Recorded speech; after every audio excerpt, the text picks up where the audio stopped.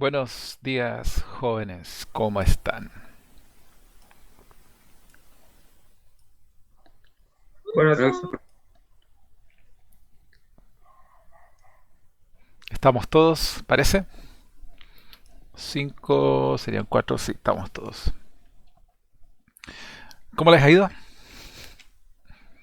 ¿Cómo han estado los cursos, las otras, los otros cursos, las otras asignaturas, las pruebas, etcétera? lleno esta semana de evaluación. Me imagino, me imagino. Bueno, eso me lleva al tema fundamental de qué vamos a hacer con nuestra primera prueba. Porque alguien me preguntó, me pidió el otro día que viéramos esto después de fijar la primera prueba de base de datos, que ya está fijada para el 15. Entonces corresponde que nosotros fijemos nuestra prueba 1, que sería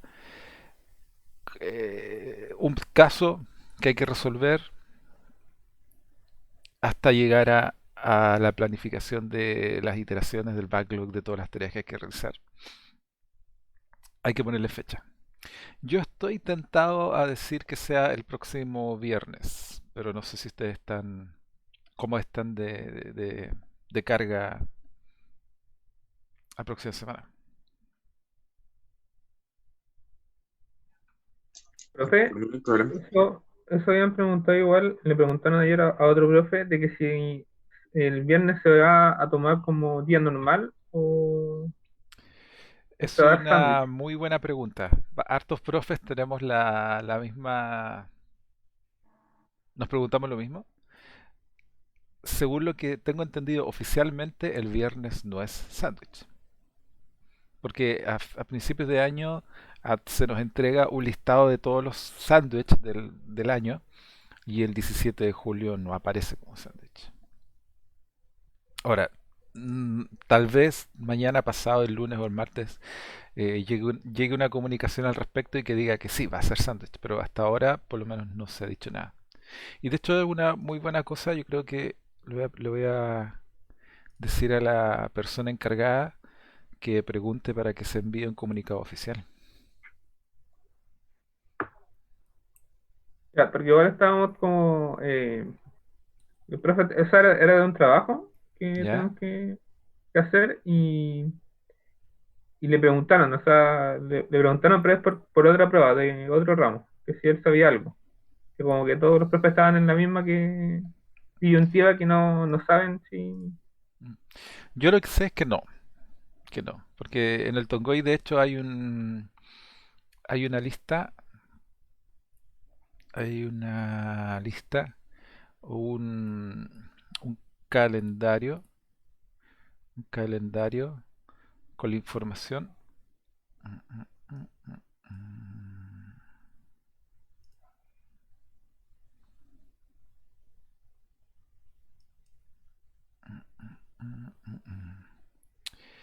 Y que, por ejemplo, a ver, ¿dónde está? Mayo. Bueno, en este documento se nombran todas las fechas que son especiales. Por ejemplo, dice 22 de mayo. 22 de mayo sale nombrado como feriado de acuerdo sindical. Eso significa que son los sándwiches que nosotros tenemos. Pero en julio no aparece nombrado el 17. El 16 es feriado, y todo el mundo lo sabe, pero el 17 no aparece nombrado acá. Entonces da la impresión de que efectivamente no es feriado. Pero le mandé un mensaje a la persona encargada para ver si puede enviar un comunicado, porque normalmente siempre en estos casos se hace sándwich, la verdad, pero veremos qué me dice. Ya, entonces, bueno, pongámonos el parche antes de la herida. Pensemos en que, aunque todavía no dicen nada, que el viernes va a ser sándwich. ¿Podríamos hacerlo el lunes siguiente, el 20?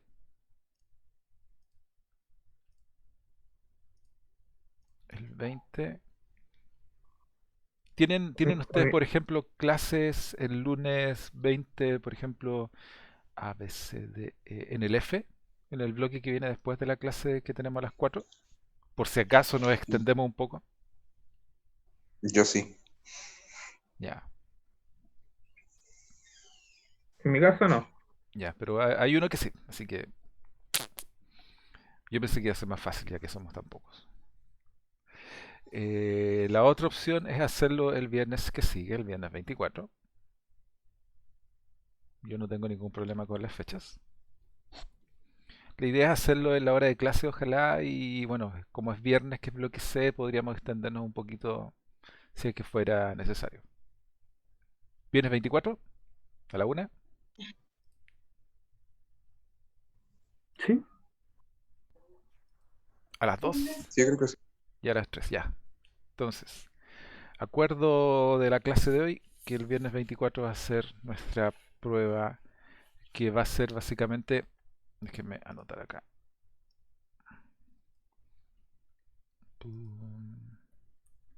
4 de julio, prueba 1, ingeniería software. Entonces la idea es el desarrollo de un caso.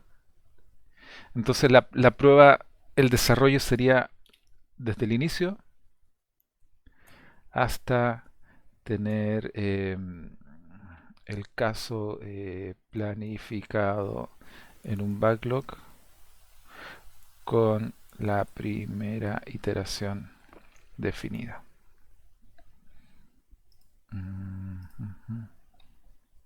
Ese sería esa sería la prueba, básicamente. Ahora, es harto trabajo porque tienen que tomar el caso, leerlo, entenderlo eh, y desarrollar todo lo que hay que desarrollar hasta tener la primera iteración ya como planificada y el backlog construido. Entonces, esa es la idea del primer caso y que para mí es suficiente porque es una representación muy buena de lo que ustedes tienen que hacer en el mundo real. ¿Ya? Así que, ok, se imprime. Entonces, de lo que quiero que hablemos hoy día es de continuar con estas actividades que nosotros realizamos cuando hacemos software. Y hoy día en particular quiero hablar rápidamente con ustedes de algo que ustedes ya conocen, porque asumo que no se han olvidado de las cosas que sufrieron en programación avanzada. Asumo. ¿Se acuerdan de programación avanzada, no? Sí. ¿O fue tal el tormento que prefirieron olvidarlo? Yo creo que eso. ¿Cierto? Bueno, en programación avanzada ustedes les hablaron del diagrama de clase, ¿cierto? ¿O no? Sí. Sí. Ya, entonces, el diagrama de clases es una herramienta que sirve para que nosotros nos entendamos, para que nosotros no nos olvidemos de las cosas que tenemos que hacer y nos da la estructura de las clases que nosotros estamos creando. Ya, fíjense que a partir de lo que nosotros hemos hecho hasta ahora, porque pescamos un caso, lo analizamos, hicimos historia de usuario, empezamos a ver de qué se trata y de a poco empezamos a tratar de ver bien cómo nosotros vamos a empezar a construir nuestro software. Y cuando nosotros hacemos software orientado a objetos, lo que nosotros hacemos son clases que conversan entre ellas y que tienen métodos y que tienen visibilidad, pero todo eso no puede quedar en el aire. Uno cuando diseña cosas y hace estos diagramas y uno ve cómo las clases y los métodos son llamados y retornan cosas, todo eso no puede quedar como en el aire. O sea, en general no es bueno que quede en el aire en un diagrama, por ejemplo, como un diagrama de actividades, por ejemplo, sino que lo normal es que todo eso se plasma en algo que condense todo. ¿Por qué? Porque ese todo al final va a permitir, no sé, que Juanito implemente algo, después que Pedrito implemente la otra parte. O sea, uno puede, de hecho, dividir el trabajo de acuerdo a estas clases o las clases o el contenido de las clases y es algo que se usa en los proyectos que son orientados a objetos. Ahora, el diagrama de clases, como lo vamos a ver ahora, está implementado, está hecho usando una nomenclatura que se llama UML, que es un poco lo que hemos visto hasta ahora. O sea, todos los diagramas que hemos visto son diagramas que están hechos en UML, o mejor dicho, el UML tiene esos diagramas. ¿Ya? Y lo que vamos a ver ahora no es nada del otro mundo. Yo asumo que esto ya lo han visto, pero hay que afirmarlo, hay que ponerlo bien con los pies sobre la tierra para que todos hagamos lo mismo. ¿Ya? Entonces, como ustedes saben, o deberían saber, esta cosa sirve para visualizar las relaciones entre las clases que componen el problema o la solución al problema. ¿Ya? Componentes de estas cosas, ustedes ya saben que las clases tienen. La clase es el componente del diagrama, pero la clase en sí también tiene componentes que están adentro. Y los componentes son los atributos, los métodos y la visibilidad. ¿Ya? Entonces son cosas distintas. Los atributos, ustedes saben, son aquellas variables, digamos, que viven dentro de la clase. Los métodos son las funciones, los procedimientos, pero que son parte de la clase. Y la visibilidad es la forma en que yo me relaciono con esas dos cosas, tanto los atributos como los métodos. La visibilidad tiene que ver con cómo yo desde afuera puedo usar una instancia de la clase que yo quiero usar. Y por otro lado, el diagrama también nos permite ver esto que se llaman las relaciones, que es como lo mismo de base de datos, que tienen que ver con cómo instancias de clases distintas se relacionan entre sí. Y relaciones hay varias. De hecho, la más simple es la que se llama la asociación, que tiene que ver con que yo asocio una clase con la otra. No sé, el estudiante con el curso están asociados. No son lo mismo, son distintos, tienen vidas separadas, pero se asocian. ¿Ya? La agregación es el hecho de yo decir que una cosa agrega a la otra. ¿Ya? La composición es que un, un objeto está compuesto de otras cosas. Bueno, es como redundante lo que estoy diciendo, pero así funciona. Y la herencia para mí es como la relación más interesante en el sentido de que la relación entre clases tiene alguna semejanza con la realidad en términos de que una clase es un tipo especial de otra clase. ¿Ya? O en los lenguajes que lo soporte de varias clases. ¿Ya? Lo que yo necesito que aprendan de esto es que cuando yo hago estos diagramas, yo los dibujo de cierta forma. Y la forma que yo los tengo que dibujar es con esta cosa, de esta forma, digamos, este rectángulo que está así, así. Este rectángulo tiene tres partes.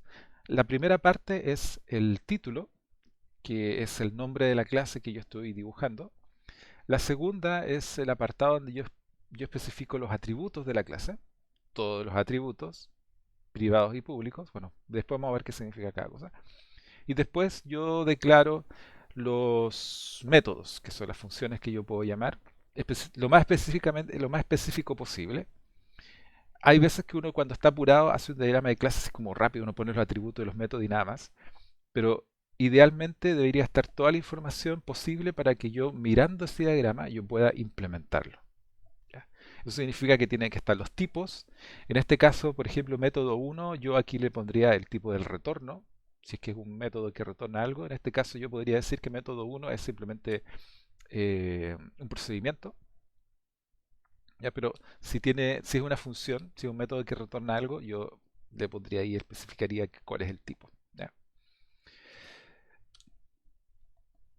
Respecto a la visibilidad, ustedes en programa avanzada ya vieron esto, creo. El hecho de que hay métodos públicos, privados y protegidos. ¿Ya? A ver, una pregunta. ¿Cuál es la diferencia entre los tres, entre privado, protegido y público? ¿Saben? ¿Se acuerdan? ¿O el silencio otorga que no se acuerdan de nada? Que al público pueden acceder, o sea, se puede acceder de todas partes, por decirlo así, ¿Ya? y al privado solamente a partir de la clase, y el protegido no me acuerdo. Ah, ya. No sé si, Pero les suena. sí, Ya, de acuerdo. El protegido, si no me equivoco, era para herencia, ¿no? Sí, Sí, creo que sí. sí, exactamente. Sí. Las cosas que son públicas para todos. Se pueden ver de cualquier lado. Las cosas que son privadas son absolutamente privadas, o sea, son de la clase en sí. Y nadie más las puede ver. incluso si yo tengo una situación de herencia y tengo fruta, manzana, si la fruta tiene cosas que son privadas, la manzana no las puede ver porque son privadas. Si yo quiero que existan cosas en que se puedan ver para mis clases derivadas, yo tengo que ponerle protegidas. ¿Ya? Ya, en general, esto es lo que se maneja. Hay algunos lenguajes que incluso ponen como un cuarto nivel de protección de acceso, ya, que tiene que ver con el package, pero no nos vamos a meter en eso porque es demasiado específico. ¿Ya? Pero en general, eh, en el diagrama debería aparecer la visibilidad que tiene. ¿Ya? Debería aparecer la visibilidad escrita de alguna forma. ¿Ya? Si yo le pongo un más adelante, por ejemplo acá donde dice método, se ve o no. A ver. Tratemos de agrandar esto para que sea lo más grande posible. Ya. Si yo le pongo el más adelante, ya sea a un método o a un atributo, yo estoy diciendo que quiero que esa cosa, que ese elemento sea, como dice acá, público. ¿Ya? Será visible desde cualquier lugar. ¿Ya? Asterisco o punto asterisco, como dicen por ahí. Si yo le pongo un menos, significa que el atributo o el método en este caso es privado. Y si yo le pongo un protected, perdón, si yo le pongo un gato, el hash, significa que es protegido. ¿Ya? Entonces en este caso, por ejemplo, hay dos atributos que son privados y hay un método que es público. Obviamente cualquier buen diseño de clases, o mejor dicho, en cualquier buen diseño de clases, la mayoría, si es que no todos, los atributos deberían ser privados. ¿Ya? Bueno, para los métodos, la misma cosa. ¿Ya? Ahora, en términos de las relaciones que se arman entre las instancias de las clases, ¿ya? Igual que en base de datos, uno puede armar este tipo de relaciones en términos de que una instancia se relaciona con muchas del otro lado, eh, o que son una o muchas o un número fijo. Por ejemplo, yo podría decir un avión tiene dos motores, ¿ya? Que es distinto a decir un avión tiene motores. Un auto tiene un motor. O tal vez el problema que nosotros estemos modelando, por ejemplo, un- un lugar donde reparan autos, tal vez en algún momento del tiempo un auto no tiene motor. Entonces ahí tendríamos que decir que es 0,1. Pero si estamos modelando otro tipo de problemas, un auto siempre tiene motor, entonces siempre es uno. ¿Ya? Entonces la cardinalidad de las relaciones es algo que es importante que nosotros anotemos. Este tipo de cosas. ¿Ya?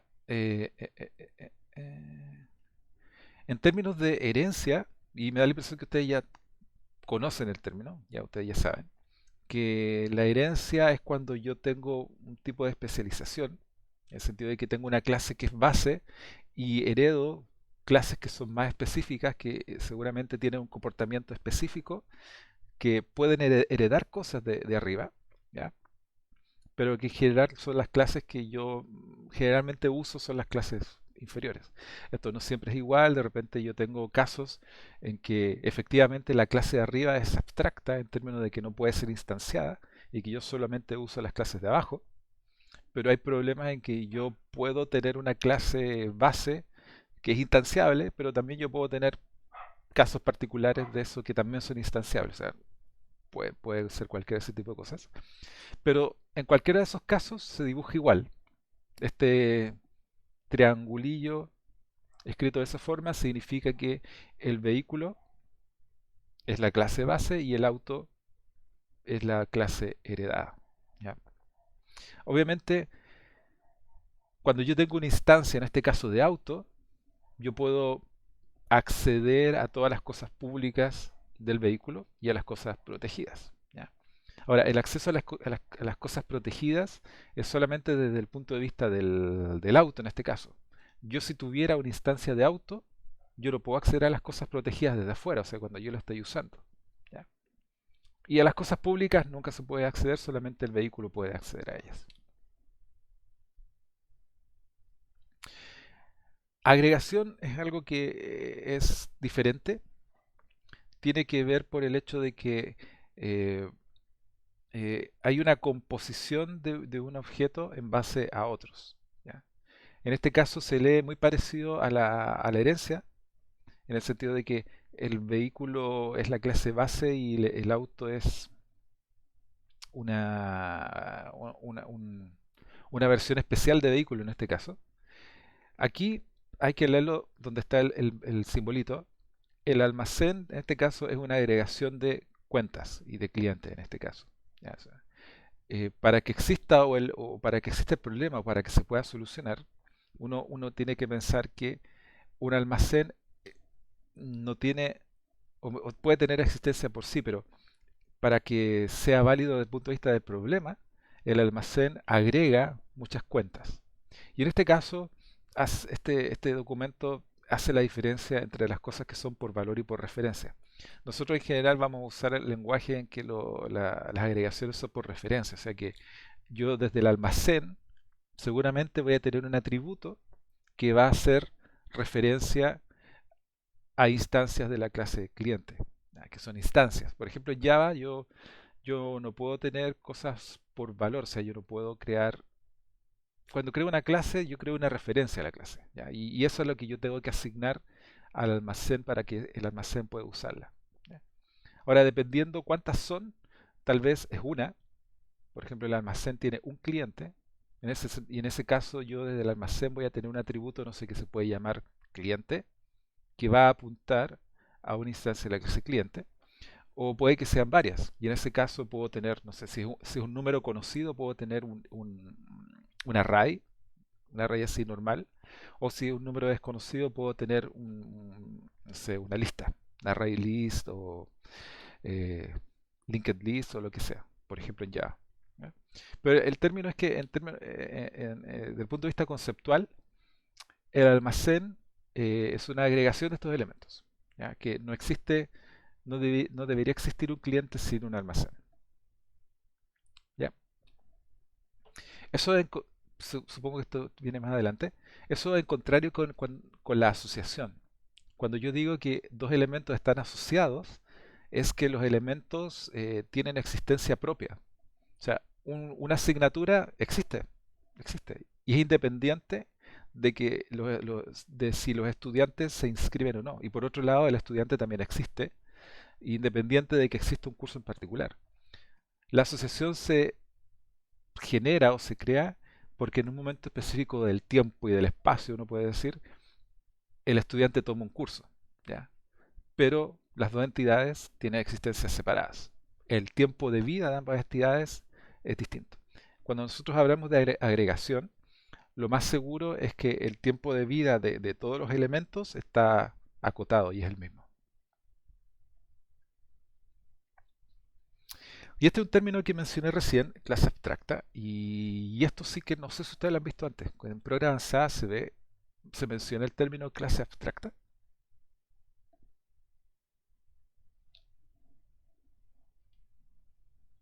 ¿O no se acuerdan?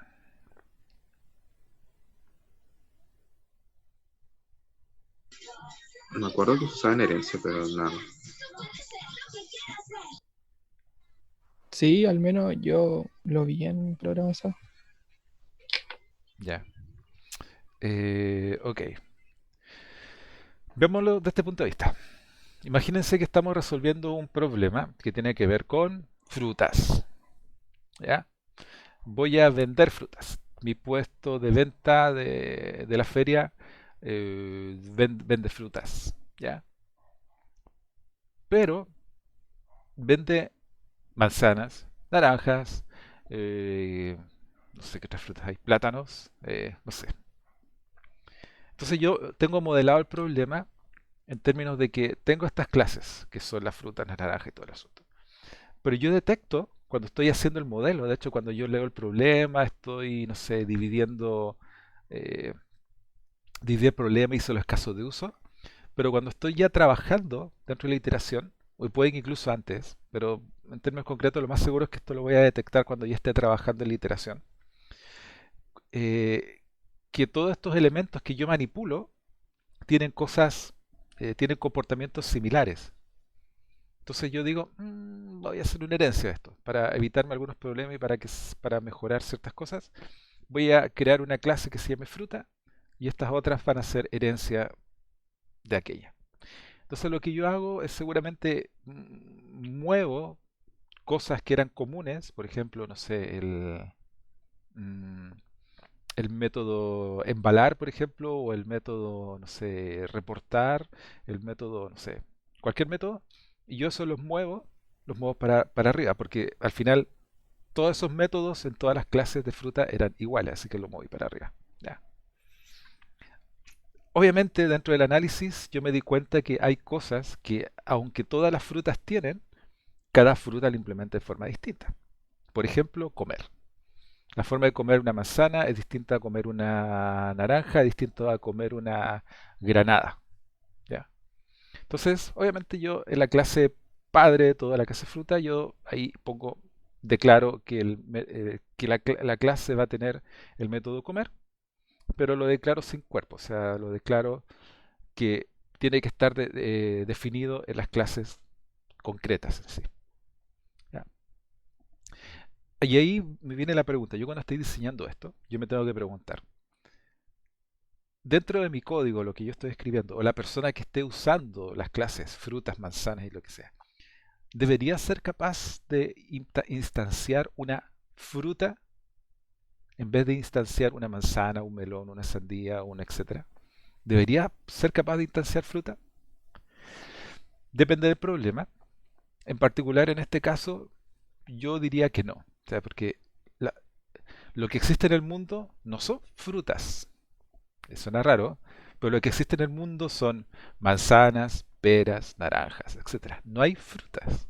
Hay instancias concretas de clases concretas. Entonces, en ese caso, yo digo, ¿sabe qué? La clase fruta yo la voy a marcar como abstracta. ¿Ya? Ahora, yo lo puedo definir en forma explícita. Yo le pongo ahí abstract class o como se escribe en el lenguaje que yo estoy usando. Y de ese punto en el tiempo, si alguien dentro de todo el código trata de hacer new fruta, la cosa no va a compilar porque fruta es una clase abstracta. Ahora, implícitamente, con lo que yo les dije ya, la clase fruta ya es abstracta. Porque aunque yo no le ponga el calificador en la parte de arriba de la definición de la clase, por el hecho de yo haber declarado un método que yo necesito forzar que sea implementado en las clases de abajo, como comer, eh, implícitamente ya esa clase se transforma en abstracta y no puede ser implementada. ¿Ya? Entonces, la clase abstracta sirve para eso, para yo obligar al programador, a la gente que está usando el código, a que no implemente ciertas clases que yo sé que es incorrecto de instanciar. O sea, que no instancie clases que yo eh, sé que es incorrecto. ¿Ya? Y eso puede ser implícito o explícitamente. Si yo cualquier clase yo le defino un método que no tiene cuerpo y que yo ese método lo defino como abstracto, bueno, en C++, por ejemplo, se tiene que decir, no me acuerdo la palabra, ya, pero está sin cuerpo, sin el cuerpo del método, bueno, implícitamente esa clase pasa a ser abstracta y no se puede instanciar. ¿Ya? En términos del diagrama que nosotros deberíamos hacer, obviamente si vamos a hacer diagrama es porque ya sabemos que una clase va a ser de tal o cual tipo. Para yo decir que la clase es abstracta, yo la dibujo con la fuente itálica. Ya, bueno, para el otro lado, así, itálica. Ya. Si yo miro un diagrama y veo eso, yo sé que esa clase es abstracta y que no es instanciable. ¿Ya?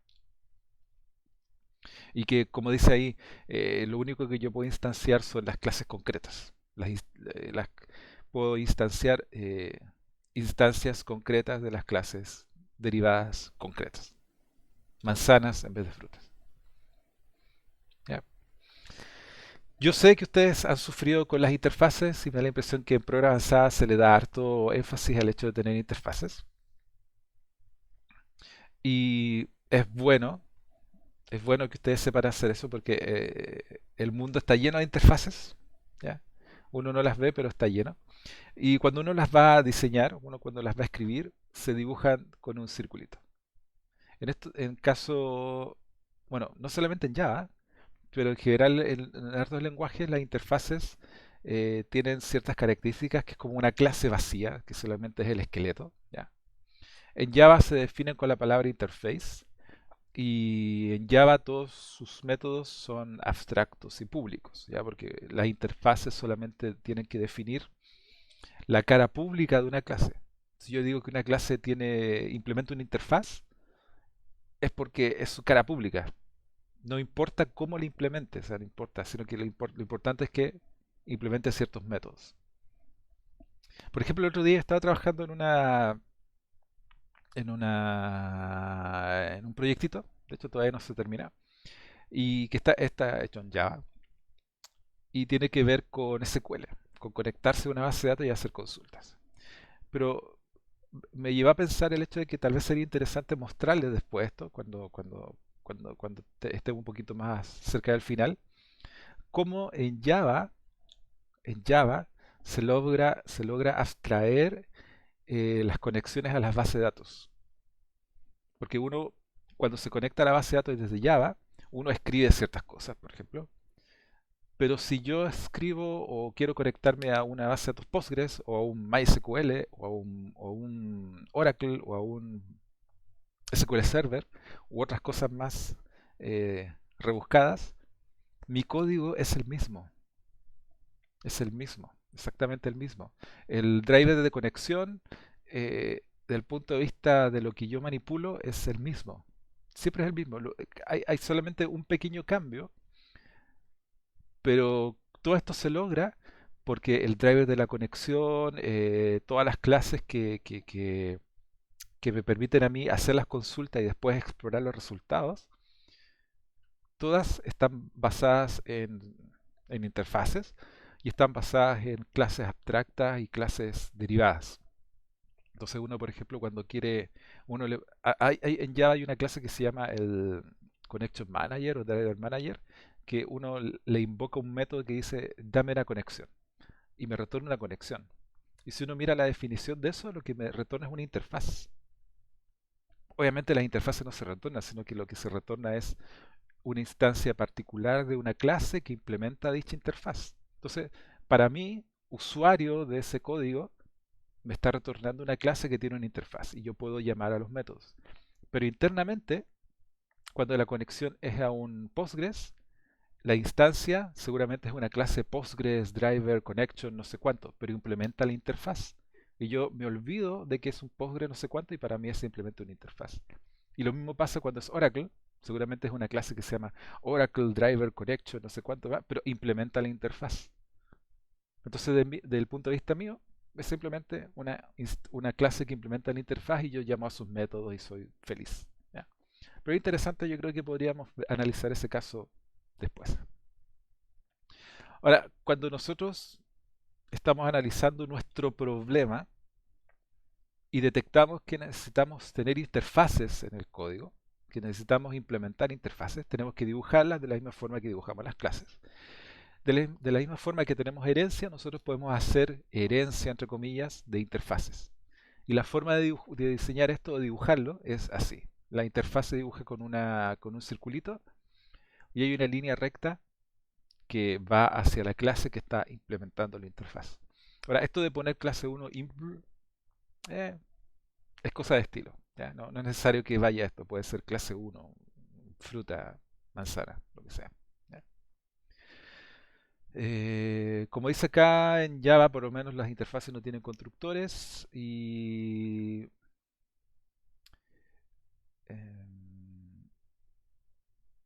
y el nombre, bueno, el nombre no tiene ninguna restricción ni nada. Simplemente tiene que marcarlo acá con el circulito y la raya. Y eso, si yo lo leo, yo entiendo que esta clase implementa tal o cual interfaz. Por ejemplo, este es un diagrama de clases. Este es un diagrama de clases muy simple. Dice que el- hay un elemento que es una interfaz que tiene tal estructura, componentes, y que el alumno, bueno, en este caso el implement de la interfaz, aquí lo está marcando con esta línea punteada, ¿ya? Está heredando, hay una herencia acá, entre comillas, y el alumno implementa esta interfaz. Hay una interfaz listas también que tiene ciertos objetos, ciertas estructuras, y el elemento estático lista implementa la interfaz. ¿Ya? Y el collection también es una interfaz. ¿Ya? Así se lee. ¿Ya? No voy a leer todo lo que contiene porque es irrelevante en este punto. ¿Ya? Aquí hay otro elemento que pareciera que tiene que ver con listas, colas y no sé qué otras cosas. Son puras interfaces básicamente. Acá hay una clase concreta, es un nodo elemento que eh, está asociado con un elemento del tipo un elemento que implementa la clase, la interfaz elemento. ¿Ya? Y en general, así se pueden dibujar. ¿Ya? Entonces, ¿cuál es mi idea ahora? La idea es que implementemos en Java la clase, las frutas, ¿ya? Que es ¿cómo se dice? El ejemplo más simple de esto. ¿Por qué? Porque quiero también que ustedes que entiendan bien el tema del polimorfismo, que no sé si lo pasaron bien en programa avanzado. ¿Les suena esa palabra? Polimorfismo. Sí, Bien. Y a ver, déjenme cargar mi Eclipse, que no sé dónde lo dejé. Eh, obviamente lo tenía por aquí y ahora se me perdió. Eclipse, Eclipse. Ah, sí, lo vamos a usar el bloc de notas nomás. Sería interesante. ¿Eh? ¿Ustedes saben compilar Java sin usar NetBeans o Eclipse?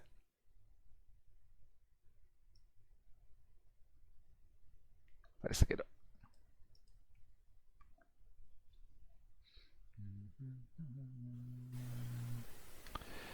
Visualizer. GIMP.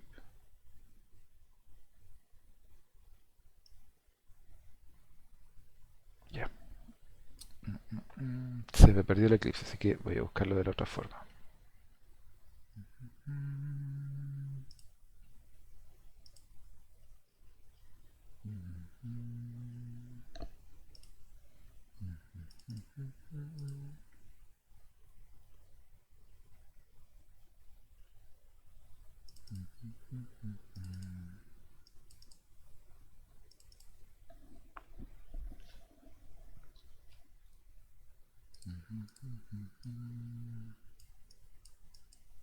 Está cargando mi Eclipse.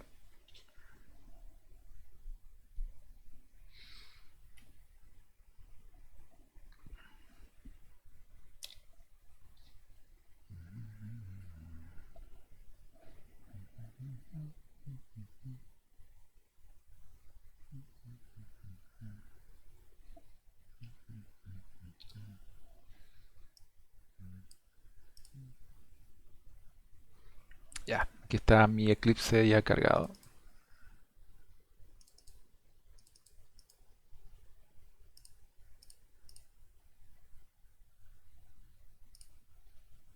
Ya.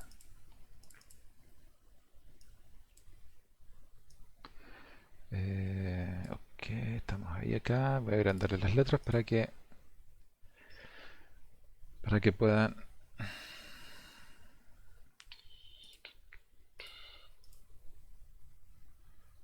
Esto debe tener un.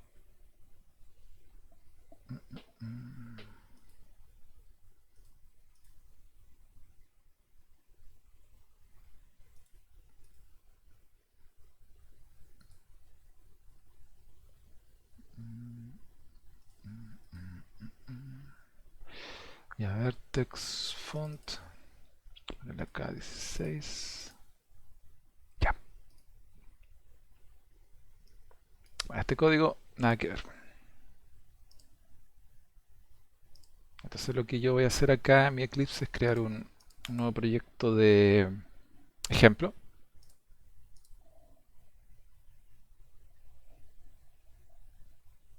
Proyecto test ingeniería de software, va a decir ahí. Java 8 finish.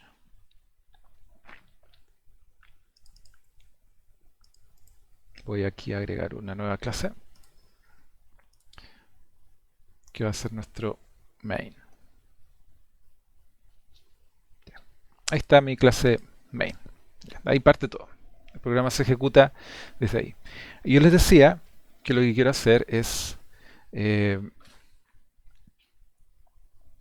hacer el ejemplo con las frutas, que es como lo más simple que se me ocurre que podemos hacer. Eh,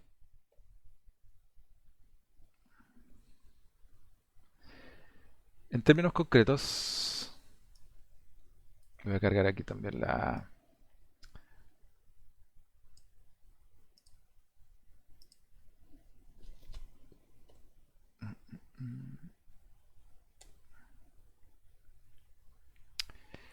Mapping, mapping, mapping, mapping. Desde acá hasta acá. Ok, ya. Recién yo les decía que el, lo que quiero hacer es esto, mira. Quiero tener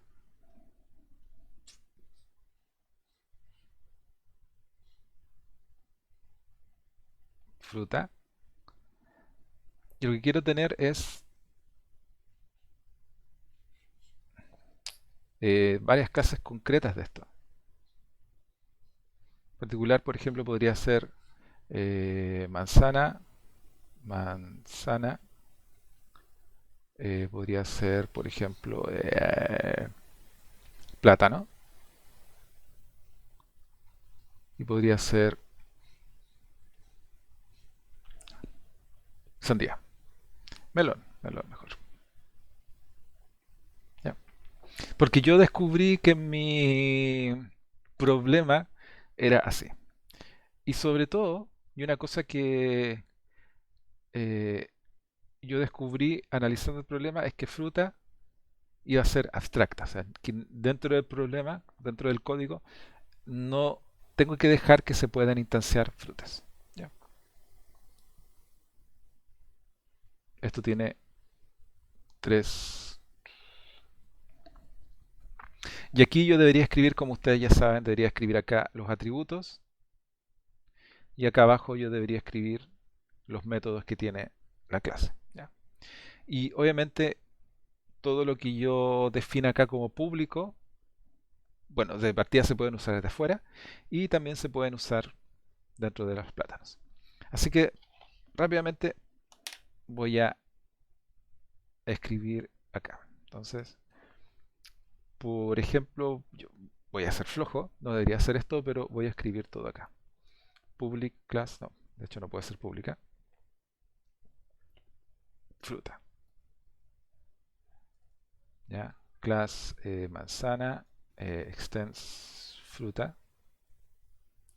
¿Cuál es el otro? El otro es plátano.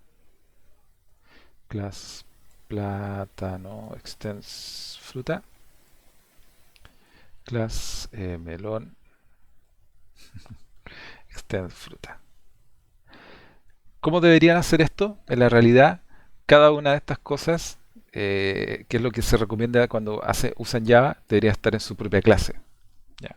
Y debería ser una clase pública. En este caso yo no le puse que fuera una clase pública porque quiero que estén en el mismo archivo.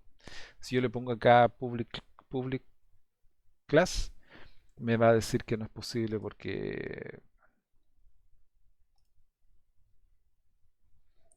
los tipos públicos tienen que estar definidos en sus propios archivos. Ya.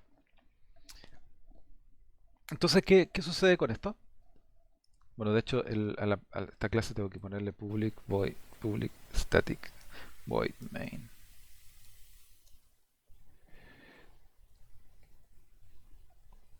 Ya. Entonces, volviendo a nuestro diagrama, la manzana, el plátano y el menor, todos heredan de frutas. Por lo tanto, si yo defino algún método en fruta, debería poder ser visible en el otro lado.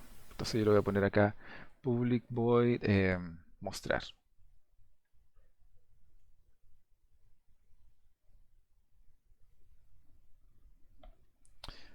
¿Qué significa esto entonces?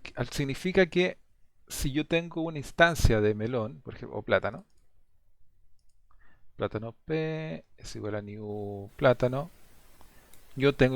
puedo hacer mostrar. Y funciona porque yo estoy heredando un comportamiento desde su clase base. ¿Ya? Ahora,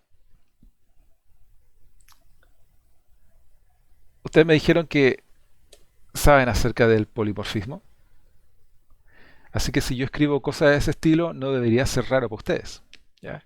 O sea, yo estoy creando un plátano, lo estoy asociando a la clase de fruta y estoy invocando el mostrar. ¿Ya? Ahora, técnicamente el P está apuntando a una instancia de plátano, pero el plátano al final es un plátano, pero es una fruta. Y la fruta tiene ese método que se llama mostrar.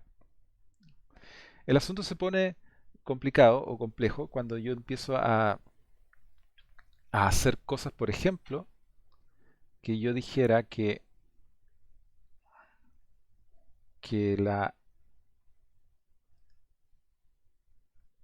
esta cosa implementa por ejemplo, la interfaz, vamos a ponerle fruta, y fruta. ¿Ya? Es totalmente innecesario porque ya la fruta es abstracta. Pero si nosotros quisiéramos implementar eso, si a ustedes les llegara este diagrama, les dijeran implementelo, significa que hay que crear una interfaz que se llama ifruta, en este caso. Interface ifruta.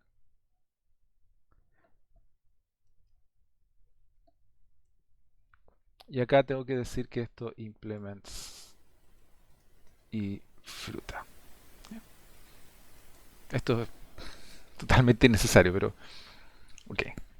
Lo que yo quiero mostrarles, y un poco de repaso para que ustedes sepan esto, porque yo estoy seguro que lo vamos a usar después, es que si yo declaro, por ejemplo, este mostrar sin cuerpo, de partida me va a empezar a reclamar el ya, me va a decir que eh, abstract.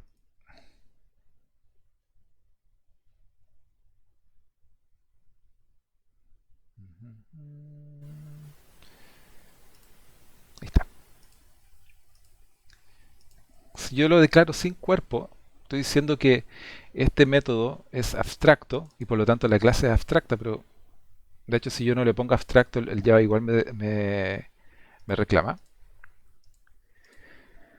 Si yo escribo eso, no tiene cuerpo, significa que todas las clases que hereden de fruta obligatoriamente tienen que implementar dicho método.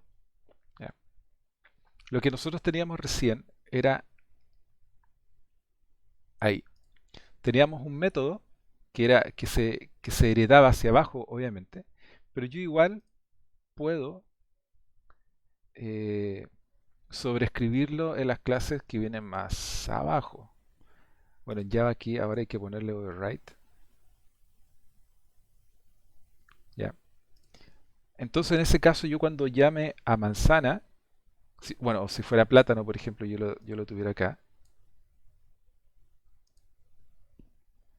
Cuando yo llame a mostrar, la llamada caería aquí en vez de caer en el mostrar de acá arriba. Ahora, técnicamente, yo lo que quiero es que aun cuando todas las frutas tienen un método que se llama comer, cada fruta se come de forma distinta. Por lo tanto, yo public abstract voy comer y la clase también va a tener que ser abstracta. Eh,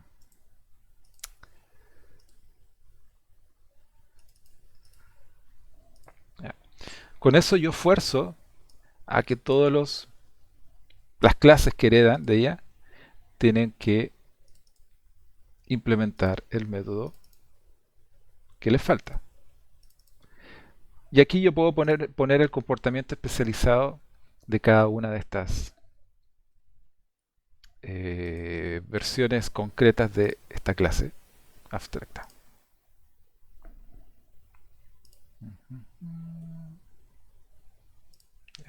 Entonces, obviamente, el comer de manzana es distinto al comer del plátano y es distinto al comer del melón. Entonces, eso suena lógico. ¿Ya? El asunto es que después cuando yo diga comer acá, incluso si yo estoy llamando a comer de P y P es una fruta, pero como el P en verdad es un plátano, va a llegar a comer acá y todo va a funcionar y va a ser felices. ¿Ya?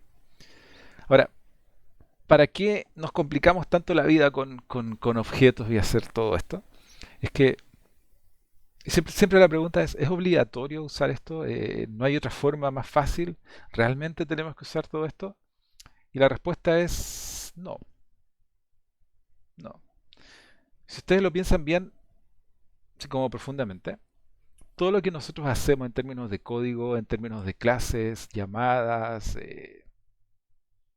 protecciones de público, privado, protegido y todo lo que sea, herencia, si ustedes lo piensan bien, todo eso al final se termina ejecutando en un CPU que no tiene todo eso. Es un CPU que se ejecuta, que lo único que sabe son instrucciones muy simples, que nosotros podríamos escribir esas instrucciones directamente y el programa funcionaría igual. Ahora, nosotros nos damos la lata, la molestia de hacer las cosas de esta forma porque es más fácil para nosotros como gente, como personas. ¿Ya? Para nosotros es más fácil pensar, muchas veces es más fácil, pensar en instancias de plátano, melones y frutas como clases abstractas, que el hecho de pensar en cosas mucho de más bajo nivel, como que son trozos de memoria, variables sueltas y todo el tema. En términos muy realistas, hacemos todo esto para que sea más fácil para nosotros hacer el problema. Y para que de alguna forma lo que nosotros escribimos como código un poco sea un reflejo de lo que sucede en la realidad. Por ejemplo, el término de comer de las frutas. Sí, pues, comer, cuando yo le envío a una fruta, le envío el mensaje de comer. Cuando yo me quiero comer una fruta, es distinto, dependiendo del tipo de fruta que es. ¿Ya? Entonces, no se olviden de eso. Bueno, entonces, en resumen, muy resumen, el diagrama de clases sirve para que nosotros podamos comunicar cosas. Por un lado, es el resumen de todo el conocimiento que nosotros adquirimos mediante el estudio y análisis del problema. Cuando nosotros empezamos a ver historias, casos de uso o cualquier herramienta que ustedes estén usando, en algún momento van a empezar a saltar, como parte de la solución, van a empezar a saltar objetos. Y los objetos van a tener relaciones. Y mediante los diagramas, por ejemplo, de secuencia que involucran mensajes que se envían las cosas, van a empezar a saltar los métodos o las cosas que nosotros tenemos que llamar, los parámetros que hay que pasarle a las cosas para que funcionen, los elementos que me van a entregar de vuelta a las funciones. Y todo eso nos permite poblar el diagrama de clases. Y el diagrama de clases, al final yo se lo puedo pasar a alguien y, y yo le puedo decir, implementame por favor la clase, no sé, melón. Y va a ver la clase melón, va a estar el cuadradito, va a decir melón, y va a tener todos sus atributos y todas sus funciones, sus mensajes, sus métodos. ¿Ya? Y a partir de eso va a poder ser implementado. Entonces, el diagrama de clases es una herramienta, ¿ya? No es una obligación, es una herramienta, pero es una herramienta que conviene que ustedes la tengan. ¿Ya? Entonces no se olviden, si es que lo sabían, excelente, si es que no lo sabían, bueno, ahora todos lo sabemos, y estamos como claros. Y ahí es una de las cosas que yo les voy a pedir que hagan. ¿Ya? No en esta prueba, pero en las que siguen, en la que sigue, va a ser parte de todo el modelamiento que tienen que realizar. Y parte del taller, obviamente. ¿Ya? Ya jóvenes, ya llevamos casi una hora en esto, así que es hora de dejarla terminar la sesión. Lo Profe, que... Adelante, dígame. pregunta, ¿cómo uno puede asociar, en este caso, los casos de uso con un diagrama de clases? O Pues sea, ¿cómo que... podemos Bueno, hacer? siempre está la incertidumbre, de que... Porque uno es súper bonito, hacemos historia, hacemos casos de uso y todo el tema, pero ¿cómo llegamos al código? Y que el diagrama de clase es como la representación del código que uno está escribiendo. Y al final, bueno, falta un poco las siguientes 2 o 3 clases en que les voy a mostrar un par de técnicas para hacer unas cosas que se llaman patrones de diseño, pero tiene que ver con el diseño ya en sí de lo que nosotros vamos a hacer. O sea, yo tengo un caso de uso que dice que hay una interacción entre sistema y el actor, ¿cierto? O sea, el actor hace algo, el sistema hace algo, el actor dice algo, etcétera. ¿Ya? Fíjate que lo más seguro es que cada acción que hace el actor, en términos prácticos, es como una llamada a una clase que representa el sistema. O sea, el sistema, el actor, por ejemplo, ingresa un root y aprieta un botón. Lo más seguro es que cuando uno está haciendo la pantalla, el hecho de apretar el botón va a gatillar de que va a haber una llamada al objeto que representa el sistema y que le va a pasar como parámetro el root que recibió del usuario. Y como consecuencia de eso, lo más seguro es que el sistema va a retornar algo, o sea, va a hacer algo, va a conectarse a alguna cosa, va a ser un algoritmo raro, pero lo más seguro es que va a hacer algo que representa el cambio del estado del sistema. Y eso es lo que debería verse en la pantalla, por ejemplo, y permitir que el usuario siga interactuando. Y lo más seguro es que cada interacción se refleja como una llamada al sistema. ¿Ya? No se preocupe no se preocupe, o sea, preocúpese, pero no tanto. Vamos a hacer un ejemplo una vez que pasemos la siguiente clase. En la siguiente clase vamos a ver una cosa que se llaman patrones de diseño. Es para que ustedes sepan nomás de qué se trata. No vamos a pasar todos los patrones de diseño que existen porque son demasiados. Yo no los conozco tanto, no los conozco todos tampoco.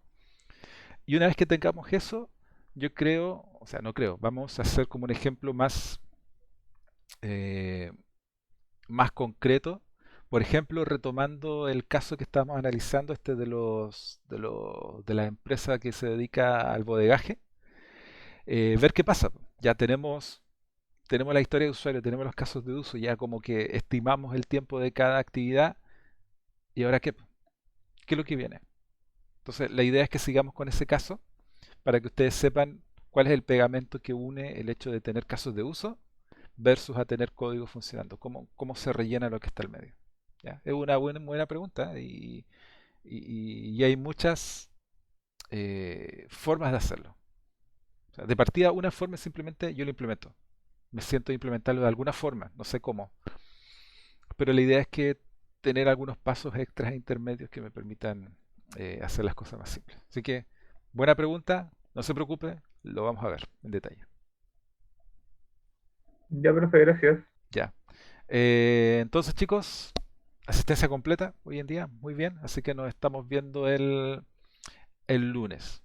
No se olviden que acordamos que la prueba va a ser el 24 de julio, en la hora de clases y un poquito más si es que sea necesario, y que va a ser el desarrollo de un caso que les voy a dar desde el inicio, o sea, desde el texto hasta tener planificada la primera iteración, obviamente con el backlog correspondiente y con toda la documentación que tengan que generar.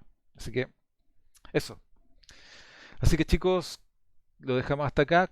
Cuídense, como siempre, cuiden a su familia, desinfecten el celular y nos vemos el lunes. Chao, Chao, profe. profe, gracias. Chao, Chao, profe. chao.